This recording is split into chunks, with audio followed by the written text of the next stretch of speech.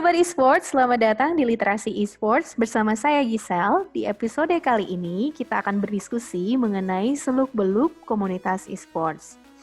Nah, untuk teman-teman yang di sini belum tahu, ternyata kalau di Indonesia itu banyak sekali komunitas esports loh.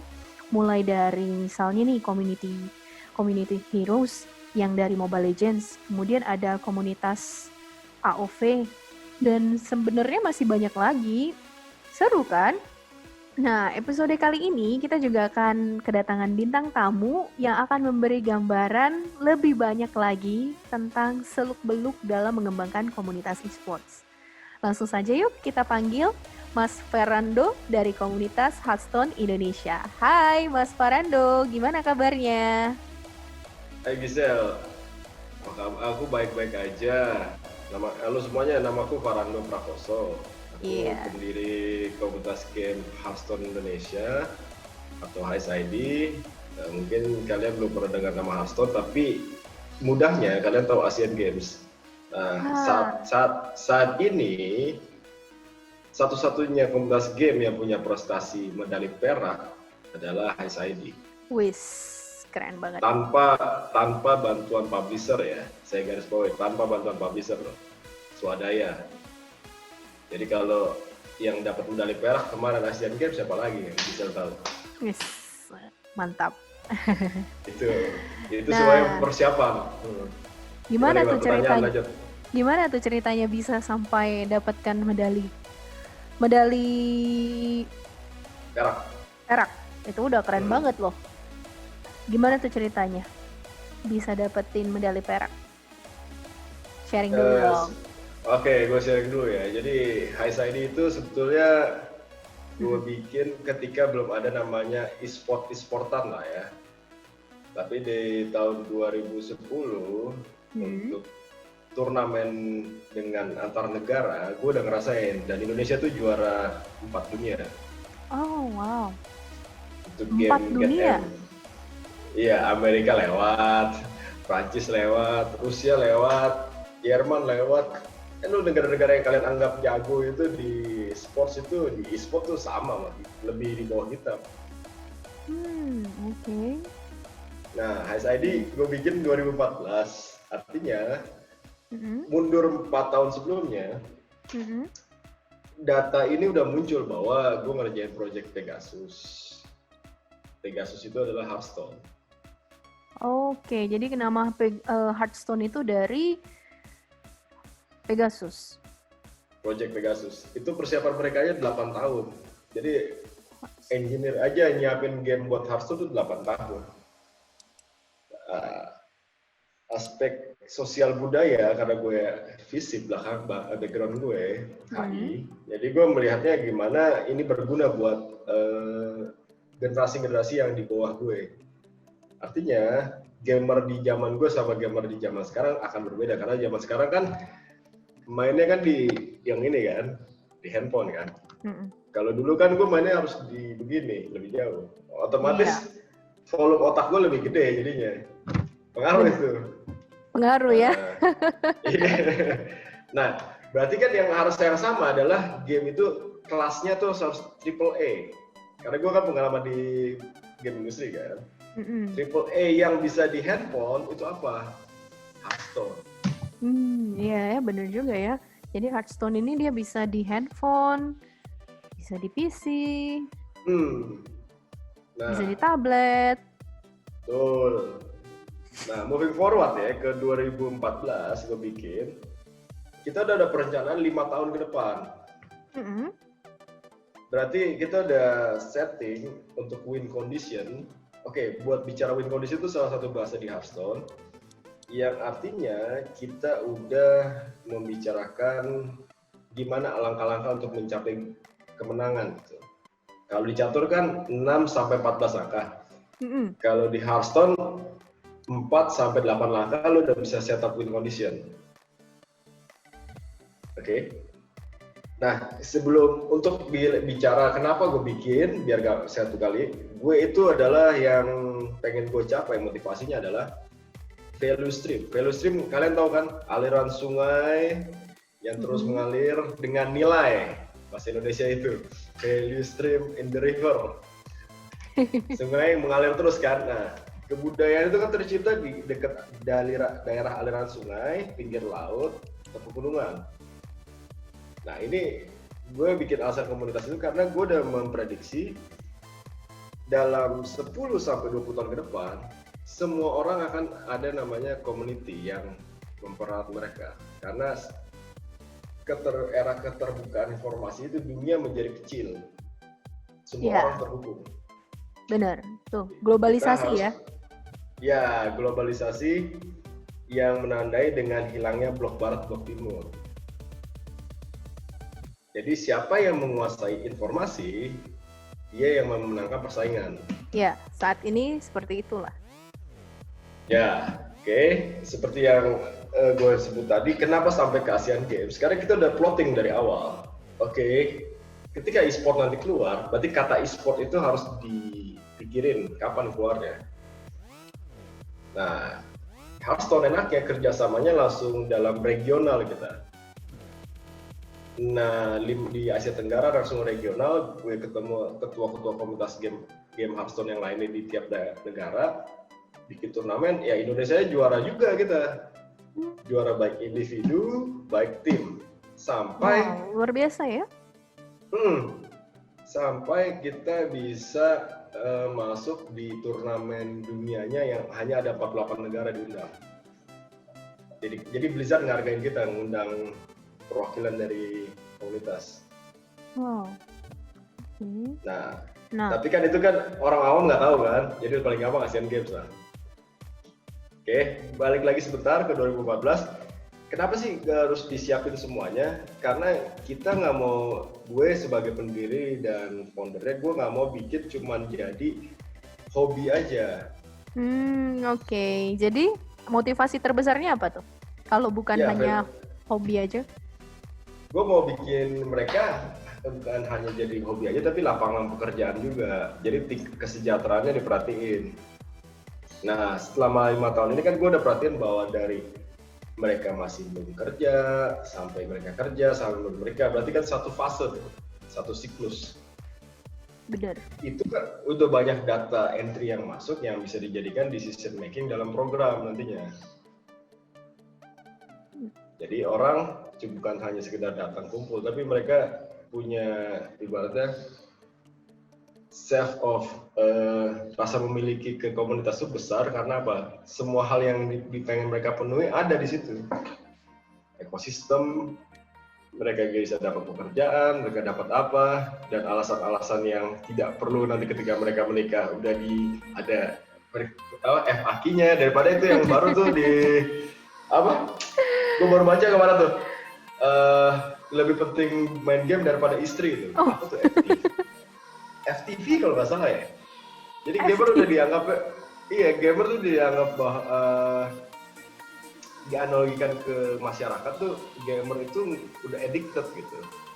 Iya, buat sebagian orang mungkin yang tahu gamer itu udah addicted, mungkin dengan menonton apa yang Mas Farando sampaikan ini mungkin jadi berubah perspektifnya. Saya yakin sih. Iya, itu kan fear sebetulnya. Yang ditampilan dari film itu kan bukan film sih. FTV itu apa ya? Iyalah, kayak film singkat gitu ya, sinetron ya? Bukan sinetron ya? Lebih kayak, iyalah, film singkat gitu. Iya, fear itu kan nggak benar. Kalau lu ngerti gamer yang ngerti dirinya, self controlnya benar, lu tuh sudah lebih duluan daripada orang lain yang sekarang baru new normal belajar teknologi gitu. Benar. Itu udah biasa. Jadi lu nggak perlu khawatir untuk namanya, oke, gue mau kerja soliter, nggak ada temen kantor gue, so gue bisa kerja. Gamer tuh udah bisa kayak gitu. Dan itu udah, gue waktu itu belum memprediksi akan terjadi corona ya, tapi gue memprediksi saat itu ketika 2010 ke atas, saham-sahamnya udah gue pegang, dalam arti datanya udah gue masuk kayak Bigo, Grab, terus apalah yang sekarang TikTok itu juga ada. 10 tahun yang lalu udah ada. Iya. Berarti kan? Iya, pas gue kerja di Singapura, data-data itu kan gue udah dapet.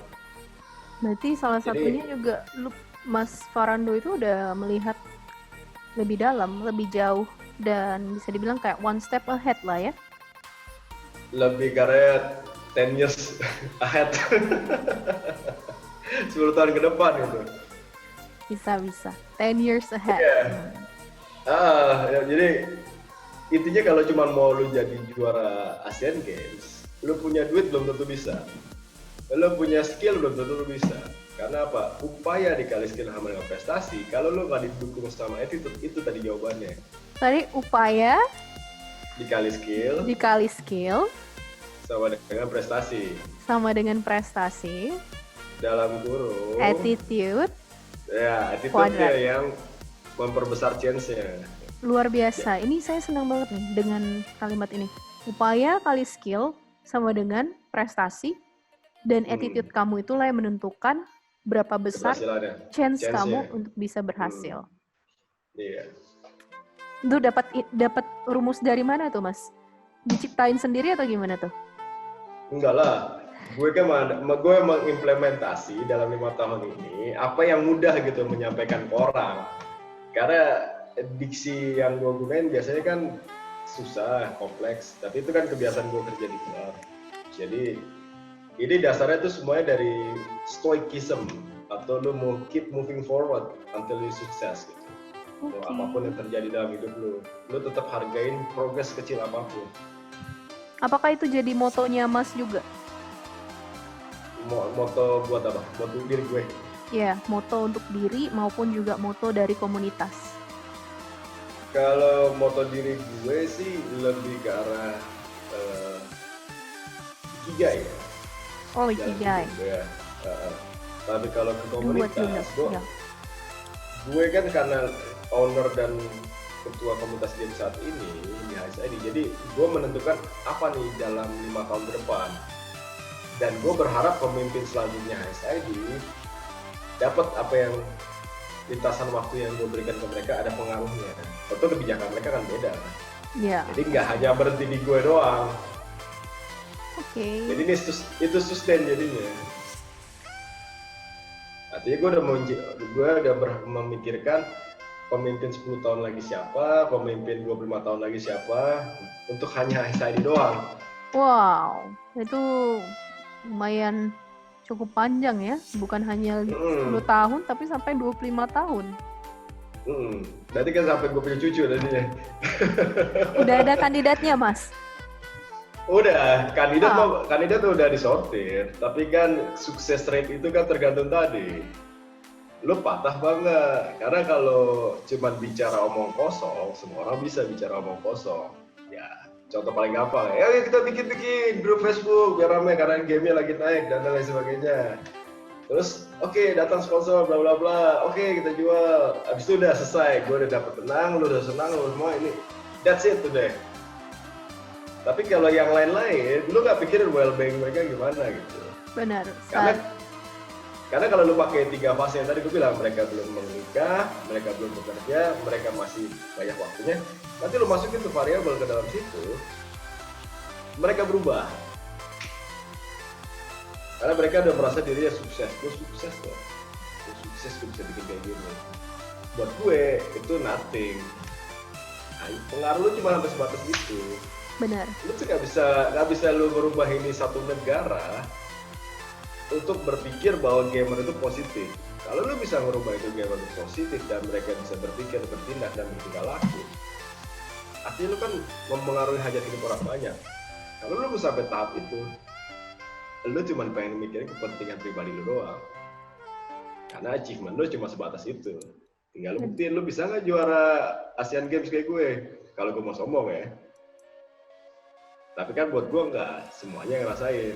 Kalau cuma bikin komunitas, bikin TV, sport, bikin apa, yes, it's just marketing lah buat gue. Nah, ngomong-ngomong nih Mas, ngomong-ngomong nih ya, sedih. Saya penasaran juga nih, kalau misalnya komunitas ini, komunitas Hearthstone Indonesia, itu apakah terbuka untuk semua orang atau ada batasan-batasannya? Apakah ada seleksi untuk masuk atau bagaimana? Ya lu sebutin semua sih ada ya. Tapi kalau cuma mau join komunitas, Kita open gitu. Lu mau masuk ke Facebook group, lu mau masuk ke Discord, itu nggak ada kuncinya, tinggal di approve aja sama admin saat ini si Asel.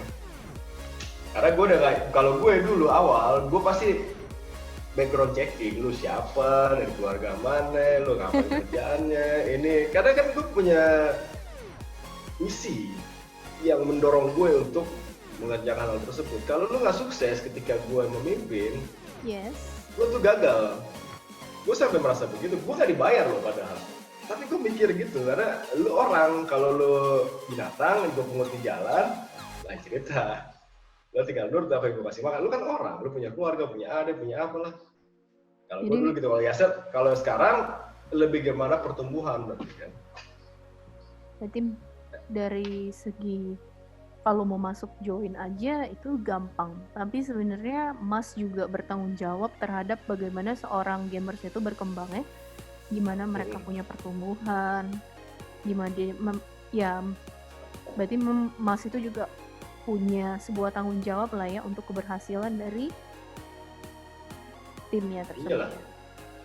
Iya, misalnya karena apa ya? Contoh paling gampang ini ada program di ICID namanya program Youngblood, Darah Muda. Program apa? Itu kan Youngblood, Darah Muda. Oh oke. Keren nama ya. Segmen umurnya itu 18-24. Nah itu seleksi, benar masuk situ seleksi. Dari data 2 tahun terakhir ini. Seleksinya itu apa aja Mas? Ya lo harus umur 18-24 ya pasti. Oke. Di atas 24 lo nggak bisa gitu. Nggak qualified ya? Nggak qualified intinya. Okay. Karena di situ ibaratnya kayak Lemhanasnya Indonesia lah. Gimana? Oke. Lo pernah dengar Lemhanas? Pernah dengar sih. Tapi kepanjangannya apa ya? Lembaga Ketahanan Nasional. Iya. Nah itu kan buat nyiptain pemimpin kan, Lemhanas tuh diciptain sama presiden pertama kita kan, untuk seleksi orang. Iya. Yang belum tuh buat seleksi pemimpin selanjutnya SID. Oke. Jadi buat anak-anak yang usia 18 sampai 24 tahun ini lah ya. Jadi mereka ngerti bagaimana komunitas itu bukan hanya sekedar hobi belaka yang lu punya main game, pemain game, oke kita duduk, kita kabur dari kehidupan nyata, it's not that simple gitu. Ya, it's not that simple ya. Iya, karena kan banyak juga ya, kadang-kadang kan kita sering berpikir juga kan, kalau misalnya komunitas game itu biasanya ngapain aja ya? Apakah hanya main game aja? Itu benar nggak ya? Atau sebenarnya nah kalau misalnya dari komunitas Hearthstone Indonesia itu sendiri itu gimana? Apakah aktivitasnya itu apa aja sih gitu? Berarti kan bukan hanya main game doang kan? Pasti banyak sekali, kayak tadi Mas juga sempat sampaikan bahwa kita ada program Youngblood atau apa. Biasanya aktivitasnya apa? Ngapain aja gitu Mas? Yang pasti yang pertama adalah gue cerita itu kan demografis lah, lebih gampang jelasin orang by demografis ya. ICID itu anggota total ada 5.000 orang lebih. Wow. Kebagi umurnya 5.000 orang itu dari mana aja nih Mas? Seluruh Indonesia kah atau Jakarta aja? Seluruh Indonesia dan luar negeri. Wow, berarti sampai ke luar negeri juga ya? Kalau di luar negeri itu apakah orang Indonesia aja atau boleh dari misalnya orang asing itu masuk ke komunitas kita, komunitas Hearthstone Indonesia? Karena gue ngerti fisik, jadi gue melihat lu harus warga negara Indonesia. Banyak kan, kecuali lu emang ibaratnya berguna bagi kepentingan SID, baru masuk. So berarti orang-orang Indonesia mungkin yang merantau ke luar negeri, terus ingin gabung, bisa ya? Bisa. Karena itu tujuannya apa? Jadi ketika dia kan 18 nih, mereka baru lulus SMA apa?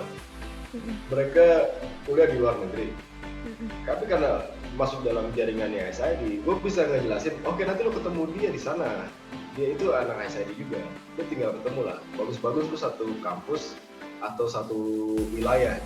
Saling tolong-menolong jadinya. Jadi perantauan ada jaringan informasinya dari SID.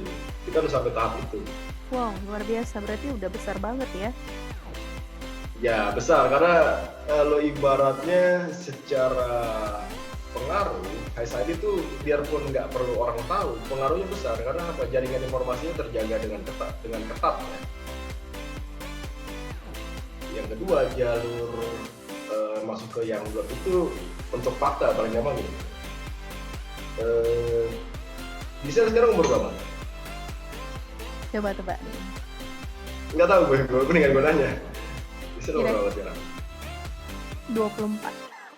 24, berarti kan batas umurnya paling atas kan di Youngblood kan. Nah, salah satu anggota Youngblood aja umur 19, ada 19 sampai 20 gitu. Penghasilan mereka ya secara profesional aja udah di atas 15 juta per bulan. Oh. Jadi corporate capital mereka nantinya dalam demografis itu ketika mereka 25-34 mereka akan jadi bos tuh.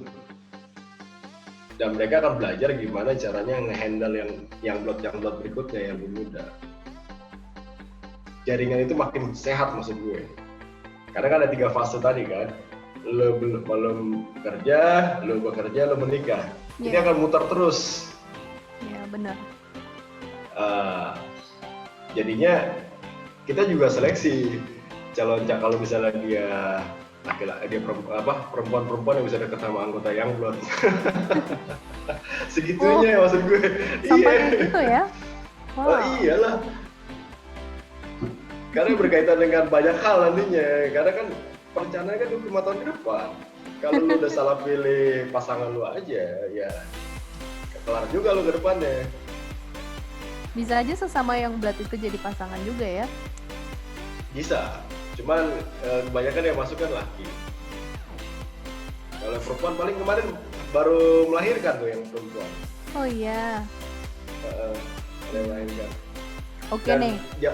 Dan satu lagi paling penting di Youngblood itu enggak, gue bedain sama HSID ya. Kalau di HSID gue masih pikir ngeluarin orang ya. Ngeluarin lah. Artinya itu ya. Ngeluarin orang gue, kalau perlu gue remove hidupnya, gue gak ada masalah gitu ya.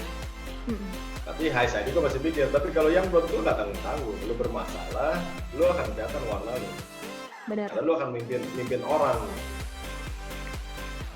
Iya, benar. Nah, itu poinnya gitu. Kalau poinnya komunitas tuh kayak gitu. Ada yang konsistensi, ada yang fleksibel.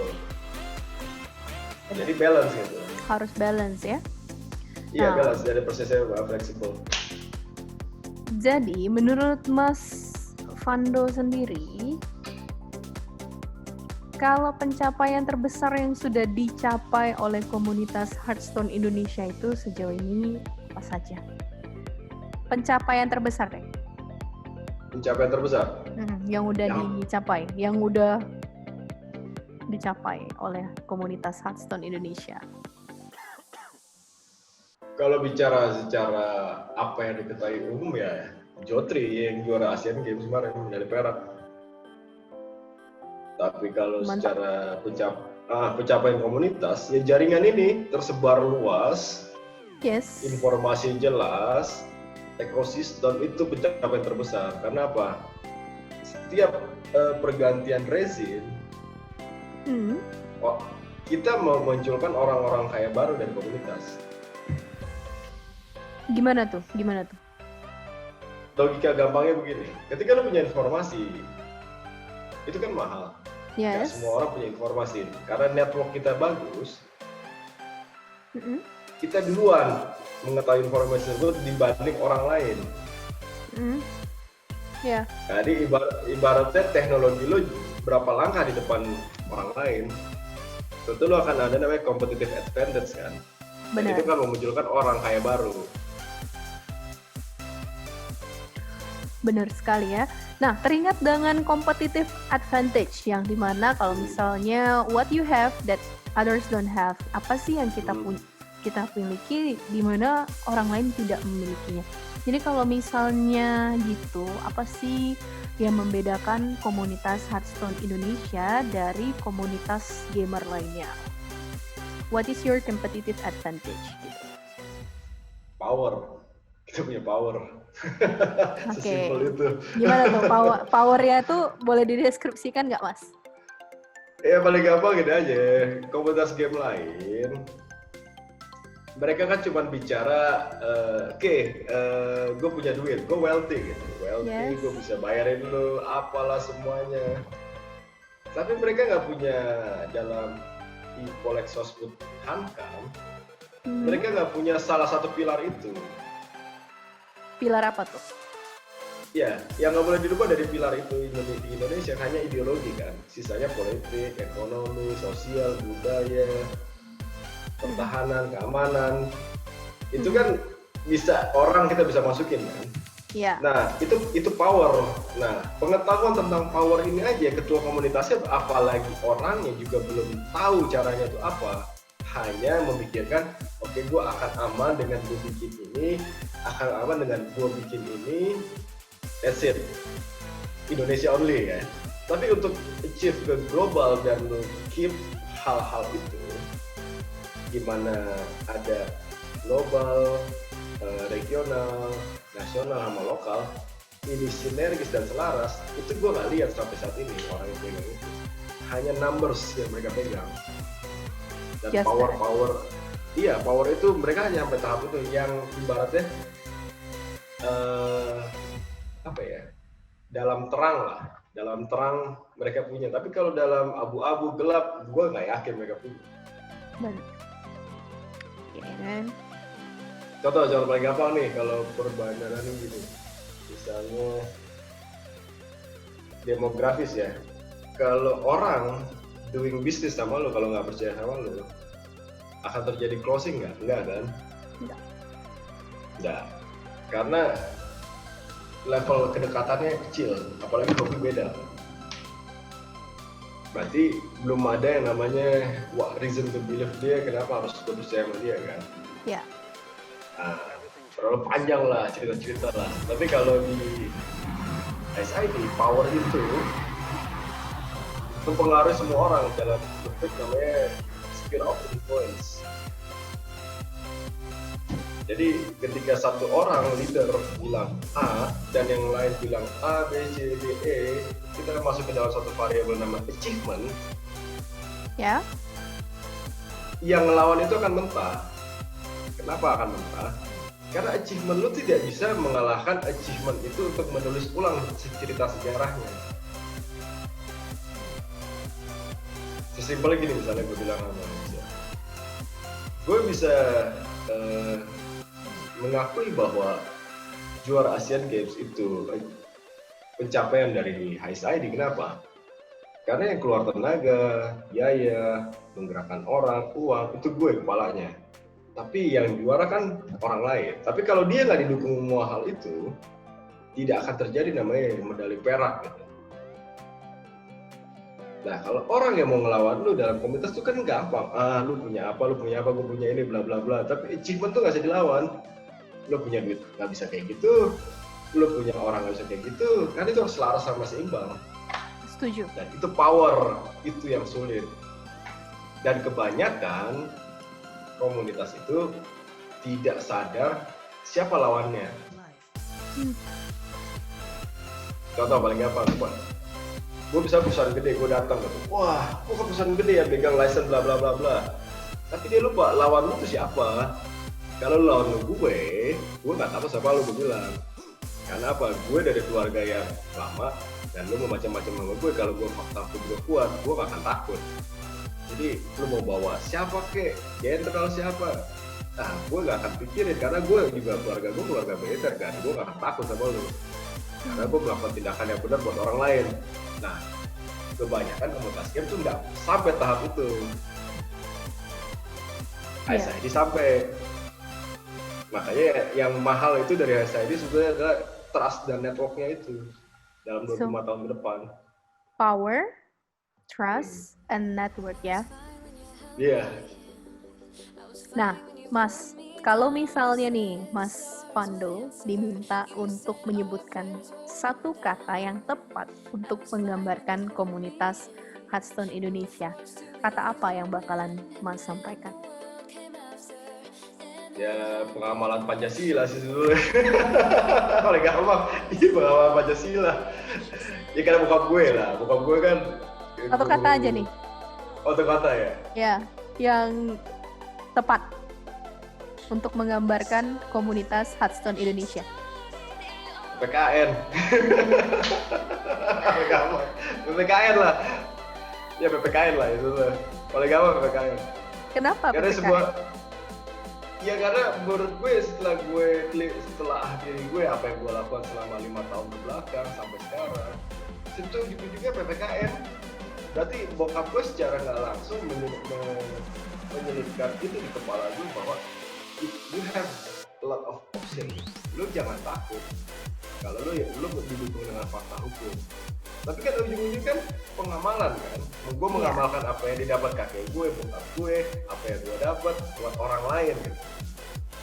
Iya benar. Apa gue minta, iya. Seru karena sekali. Kan iya, karena kan di ujung-ujungnya kan gue mikir kalau generasi selanjutnya lebih hancur dari gue, gimana gitu gue pikirnya. Sayang banget gitu kan. Luar kayak gitu lagi salah. Oke. PKN lah, kalau nggak PKN. Ya, seru sekali ya pembahasan kita ini ya Mas ya. Sampai gimana ya, setelah saya mendengarkan apa yang sudah disampaikan oleh Mas Pando sendiri, itu saya jadinya wah pingin banget nih langsung ikutan gabung ya. Nah, kalau misalnya kita bisa lihat lagi, mungkin banyak sekali hal positif yang bisa kita dapatkan dari bergabung dengan komunitas. Nah, untuk bagian selanjutnya, kita akan lebih membahas mengenai cara mengembangkan suatu komunitas e-sports. Penasaran kan? Stay tune ya guys. Nah, gimana nih Mas Farando? Masih semangat kan ya? Masih dong. Oke, jadi ini kita langsung lanjut aja ke part 2. Lebih ke arah leadership ya. Nah, Mas Farando, para gamers itu kan sering tuh bermain seru-seruan, terus biasanya sih bareng-bareng sama teman-teman, terus buat komunitas. Namun sering sekali komunitas itu ada yang tidak bertahan lama. Jadi kalau menurut Mas Farando, apa sih yang diperlukan agar komunitas itu bisa sustainable atau berumur panjang? Boleh nggak di-sharing? Oke, gue sharing tentang HSID kenapa bertahan selama ini ya. Ya. Oke, karena hal yang paling mudah itu adalah ujungnya dulu lu mau kemana nantinya. Kalau komunitas nggak tahu ujungnya mau kemana, lu nggak akan bisa membangun apa-apa. Nah itu pertama. Yang kedua, di masalah kepemimpinan, artinya adalah leadership. Yes. Nah, leadership itu kan banyak cara. Salah satunya adalah lo harus ngerti tentang namanya civic. Civic itu atau lo civilize, artinya lo harus bisa civilize orang. Kalau bahasa Indonesianya apa ya? Bahasa Indonesianya, lo ngerti nggak orang yang beradab tuh kayak gimana gitu. Kalau lo nggak beradab, lo nggak bisa dipimpin artinya. Dan civilize itu kan ada pilar-pilarnya, ada 6. Yang pertama itu adalah power. Power itu adalah sesuatu yang memaksa. Ya, misalnya kalau gue pegang senjata, orang akan nurut apa yang gue mau kan. Yang kedua, ekonomi. Artinya kalau gue punya sesuatu yang mereka butuhkan secara ekonomi, gue bisa menyuruh mereka mau ngapain. Yang ketiga adalah law, hukum. Artinya sesuatu yang dipercaya semua itu untuk kepentingan orang banyak kan. Yang keempat adalah ide untuk merubah sesuatu jadi lebih baik. Yang kelima adalah numbers itu artinya komunitas. Semua setuju dengan hal yang sama, melihat arah yang sama. Nah yang terakhir adalah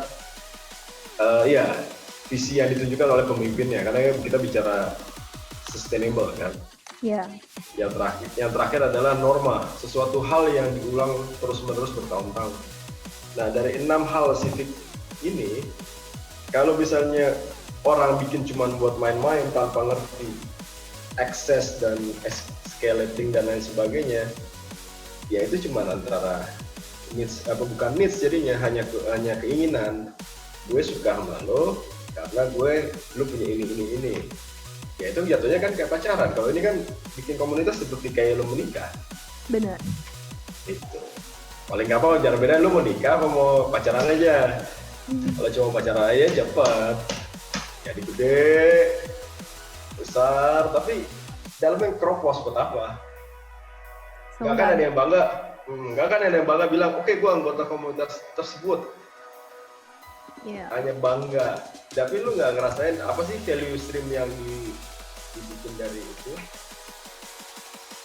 Jadi kan kalau dari nggak ada ujung, hanya sebatas kepentingan pribadi, komunitas, pribadi, golongan, kelompok atau apa, itu kan cuma jadi itu doang. Berarti dia kita itu kalau misalnya mau buat komunitas kita itu bertahan lama, kita itu perlu tahu yang namanya ujungnya itu mau kemana gitu ya. Kita harus jelas seperti kayak tujuannya gitu ya. Lebih karena udah kemampuan lu udah sampai tahap cara berpikir, bertindak dan melakukan lu udah tahu. Kalau seorang yang bikin komunitas nggak tahu cara itu, ya efeknya apa? Gamenya bubar, orangnya selesai. Iya, benar. Jadi kadang-kadang kita bisa lihat juga kayak biasanya komunitas itu kan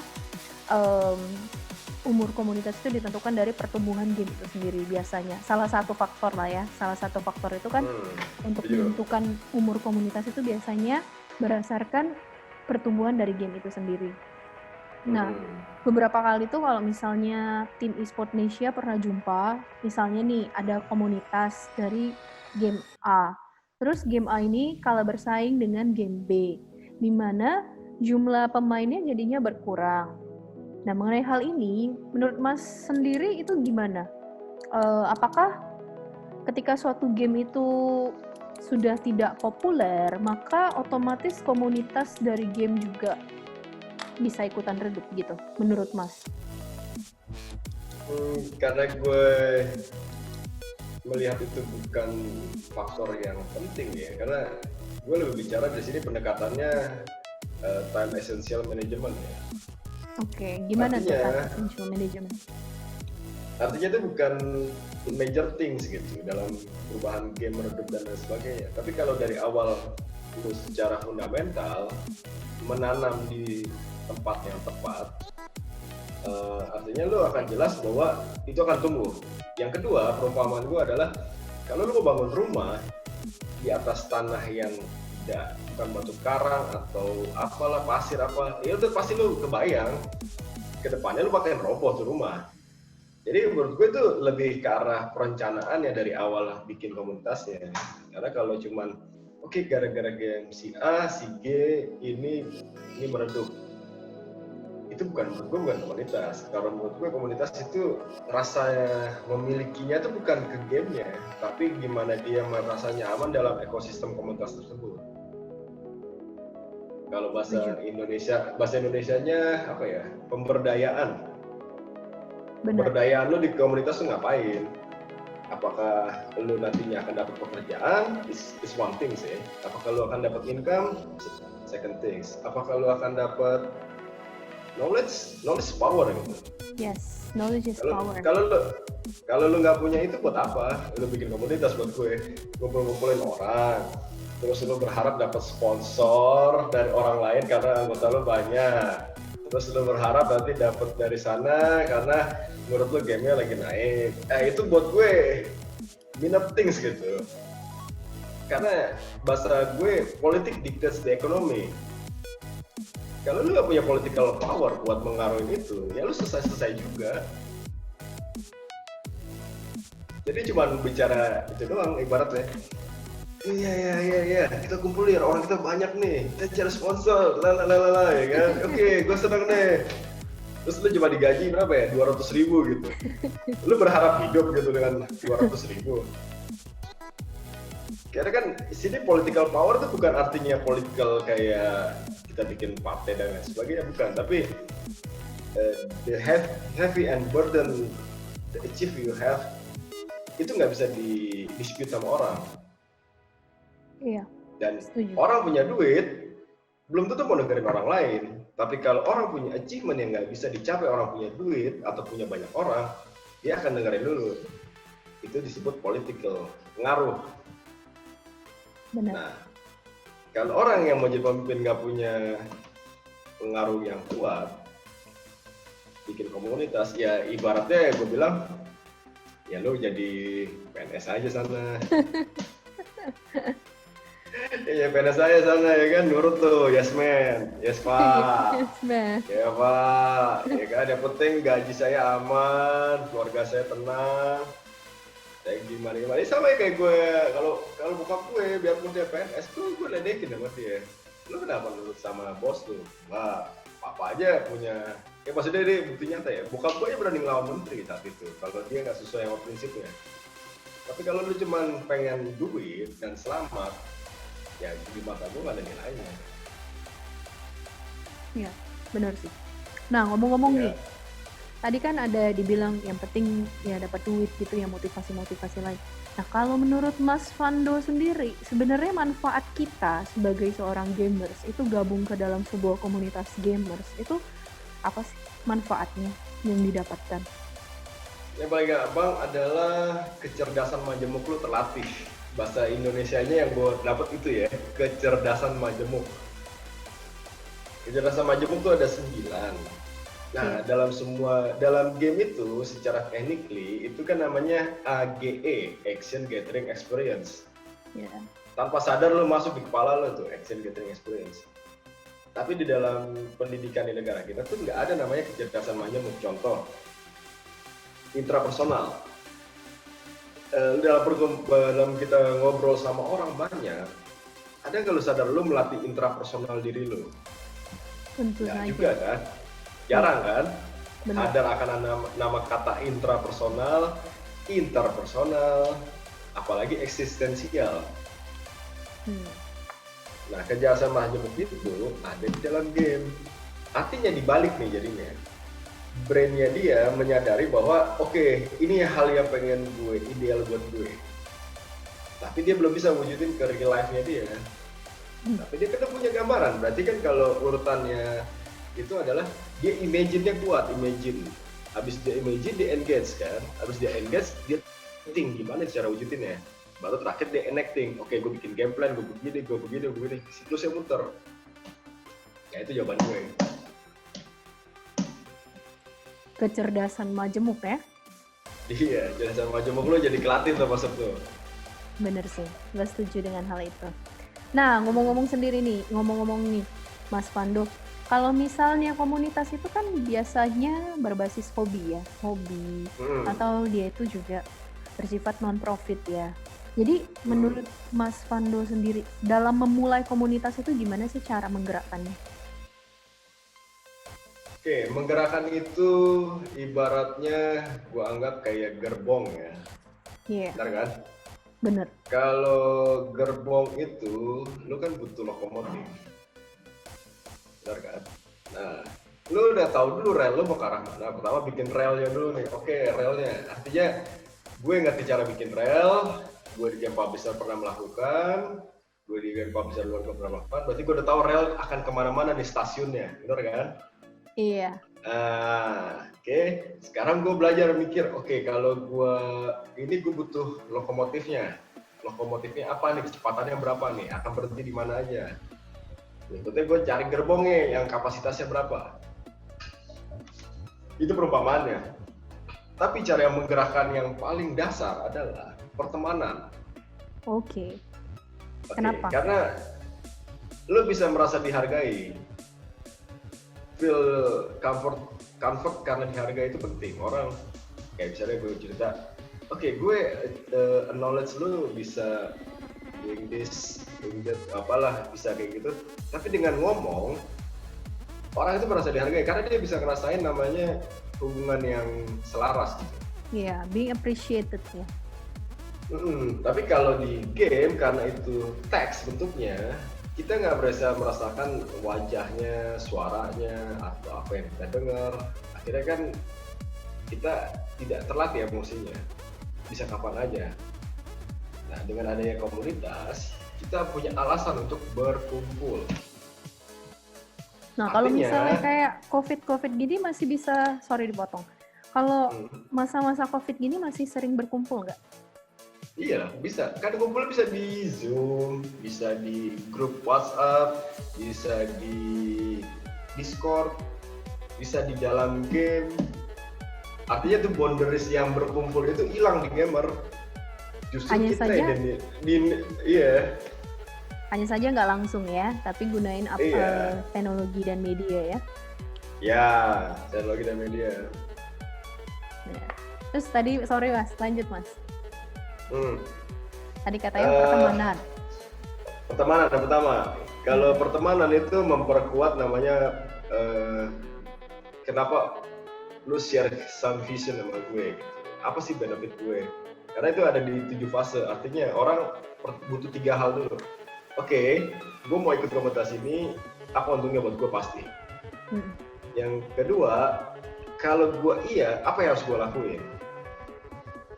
Yang terakhir adalah kalau udah gue tahu, gue harus apa sih itu kalau gue jelasin ditanya orang. Baru yang keempat, dia harus komitmen kan, artinya dia masuk. Mau gagal, mau berhasil ya gue masuk dulu. Iya.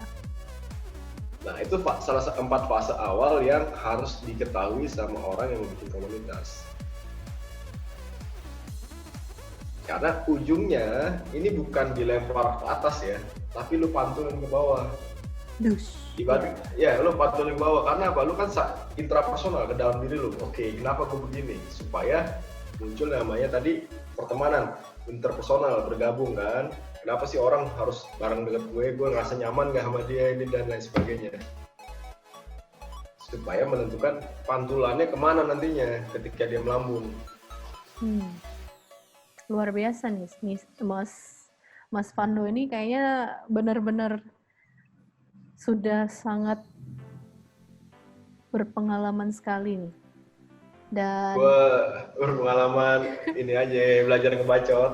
Iya ngebacot ya. Soalnya dari tadi yang saya tangkap itu apa yang Mas Fando sampaikan itu benar-benar kayak sangat sangat dalam ya. Deep kalau kata orang, deep banget gitu. Jadi banyak pengaruh tahun 2010 kalau nggak salah, ini gue juga belajar ya 2010. Gue sebelum sempat cerita tadi 2010 itu gue dikirim kan dari publisher game ke luar negeri nih. Kemana Mas? Ke Jepang. Oh oke, nice. Ke Jepang ngapain tuh Mas? Ya acara publisher game gitu. Gue waktu itu, ujungnya gue juara 4 dunia deh. Bawa tim satu belum ada e-sport ya, gue juara 4 dunia. Wow, keren dong. Ngalahin Amerika, Rusia dan lain sebagainya sama anak-anak Bandung. Juara 4 dunia itu, wow. Iya, juara 4 dunia untuk game itu, game fighting. Waktu itu game apa tuh? GTM. Oh, GTM. Wow, keren banget. Terus dari situ apa yang Mas dapat? Nah, ini ada sisi lainnya. Jadi ada sisi lainnya.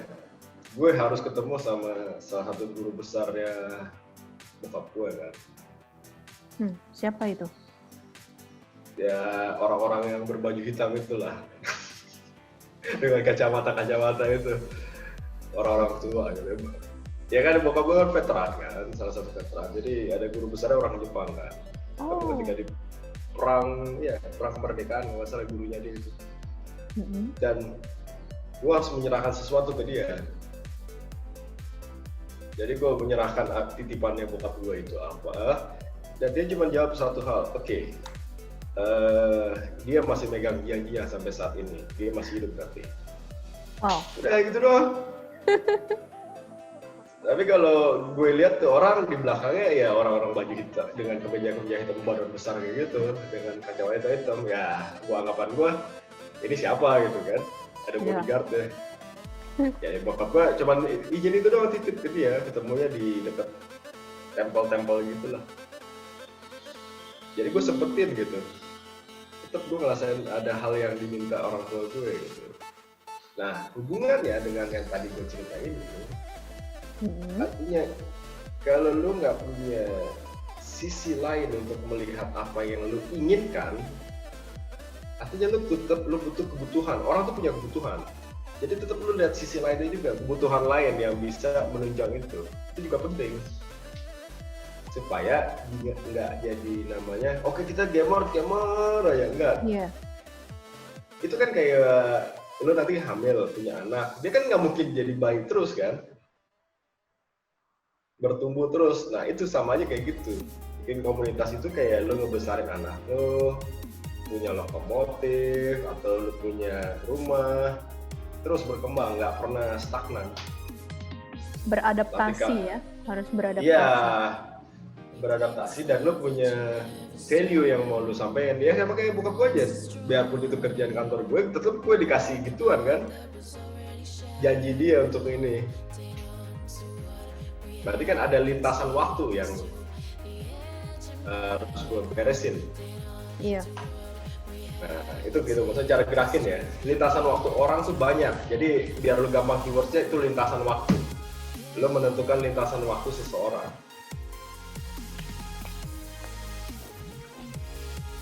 Wow, I'm impressed. Wah, kayaknya gue terpukau banget ya dari apa yang Mas Farando sampaikan. Awalnya itu mungkin teman-teman juga pasti berpikir bahwa ya kalau misalnya komunitas e-sport itu ya paling cuman sekumpulan orang yang senang main game. Tapi ternyata salah. Karena banyak banget hal yang positif yang bisa kita dapatkan dari kegiatan di komunitas. Nah, salah satunya yang tadi saya dapat dari Mas Farando itu upaya kita dikali skill sama dengan prestasi atau attitude. Dalam kurung. Oh, jadi, bukan atau ya, tapi dalam kurung. Jadi N kuadratnya tuh attitude. Jadi ketika lu di dalam diri lu udah berkali prestasi, lu kuadratin jadinya. Oh, harus ada kuadratnya ya. Nah, itu harus diingat. Iya. Ada kuadrat. Luar biasa sekali Mas Farando. Nah, kita sekarang udah tiba sampai pada penghujung acara. Ya, saya mau ucapkan terima kasih banyak untuk Mas Farando yang sudah meluangkan waktunya untuk berbagi. Sukses terus untuk komunitas Hearthstone Indonesia. Dan jangan lupa ya teman-teman untuk mengikuti perkembangan e-sports di eSport Indonesia. Jadi sampai jumpa. Terima kasih banyak Mas Farando. Sama-sama. Stay healthy. Stay healthy dong.